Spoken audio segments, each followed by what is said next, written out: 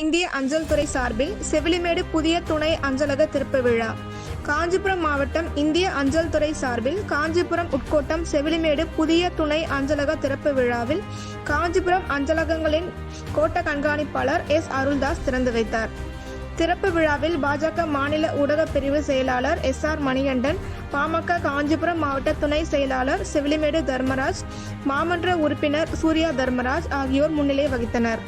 மேலும் இந்நிகழ்ச்சியில் தலைமை அஞ்சல் உதவி கண்காணிப்பாளர் முரளிதரன், காஞ்சிபுரம் உட்கோட்டம் கண்காணிப்பாளர் கே. ஜோதி, அஞ்சல் மேற்பார்வையாளர்கள் குமார், கோபிநாத், பாத்திமா, அஞ்சல் காப்பீட்டு வளர்ச்சி அதிகாரி கேசவன் மற்றும் அகில இந்திய கிராமிய அஞ்சல் ஊழியர் சங்க தலைவர் சந்திரசேகரன், செயலாளர் கோபால், பொருளாளர் மாணிக்கம் உள்ளிட்ட அஞ்சல் துறை அதிகாரிகள், அரசியல் பிரமுகர்கள், பொதுமக்கள் உட்பட பலர் கலந்து கொண்டனர்.